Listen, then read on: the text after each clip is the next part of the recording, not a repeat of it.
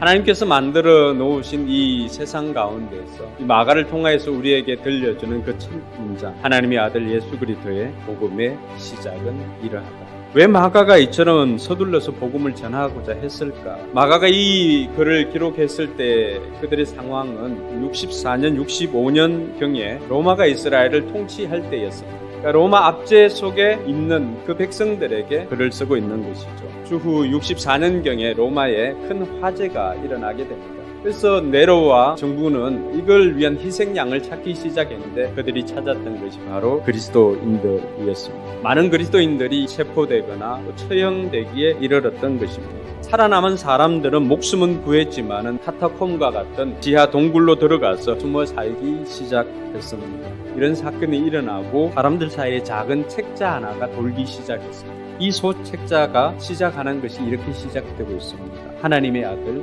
예수 그리스도의 복음의 시작입니다. 핍박받고 있던 그 성도들, 이들이 자신들이 믿었던, 자신들이 따랐던 그 예수님께서 하나님의 아들이시고 또 구약에 예언되어졌던 메시아라고 하는 그 사실이 이들을 살리고 이들에게는 진정한 소망이 되는 복음이었다라고 하는 것입니다. 마가는 왜 이렇게 서둘러 복음을 전하려고 했을까요? 그것은 마가 자신이 복음으로 변화되었기 때문입니다. 그는 바나바와 바울과 함께 1차 선교 여행을 떠났지만은 자기는 예루살렘으로 돌아오게 됩니다. 마가가 끝까지 그 선교 여행에 동참하지 않고 돌아왔을까? 제가 보았을 때는 아직 신앙이 성숙하지 못했기 때문이 아닐까 생각되어집니다. 근데 이 마가로 인해서 바울과 바나바가 심하게 다투게 됩니다. 밤빌리아 그 사건 이후로 바울 생각엔 이 마가는 중도 탈락자로 생각을 했던 것입니다. 근데 이렇게 마가가 중도 탈락한 삶을 살고 있을 때 드디어 20년이 지나게 됩니다. 20년이 지나고 난 다음에 마가의 삶이 어떻게 바뀌었을까요? 바울은 마가를 데리고 오라고 요청합니다. 왜냐하면 자기 사역에 너무나 유익한 사람이기 때문이다 라고 그렇게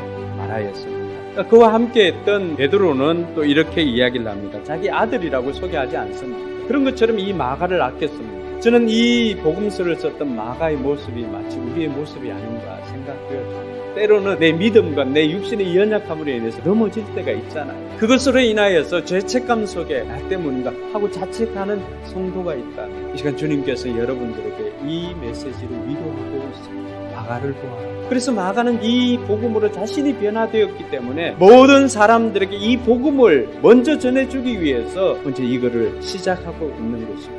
마가가 복음으로 변화되어서 이렇게 복음서를 쓰고 있다면 오늘 마가가 예수 그리스도의 복음의 시작이라고 했을 때 그 복음을 제일 먼저 선포한 사람은 누구일까요? 세례 요한이었습니다. 세례 요한은 메시아의 길을 예비하는 사람이었습니다. 그리고 예수님 받아들이기에 가장 중요한 준비를 가르쳐 주었는데 그게 바로 죄를 회개하는 것입니다. 이 복음이 우리에게 복음이 될 수 있었던 것은 그동안 내가 해결할 수 없는 이 죄의 문제를 하나님의 아들이신 예수 그리스도께서 해결해 주시기 때문에 그것이 우리에게 복음이 될 수가 있었던 것입니다. 여러분, 그래서 예수님께서 이렇게 사람들에게 회개의 세례를 전파하고 메시아가 올 것을 준비시켰던 이 세례 요한을 가리켜서 여자가 낳은 자 중에 가장 큰 자라고 그렇게 불러주었습니다. 그러므로 오늘 저와 여러분들이 이 세례 요한처럼 주님께서 보실 때 크게 보시는 사람이 되기 위해서 어떻게 해야 할까? 첫 번째는 소명과 사명을 알아야 합니다.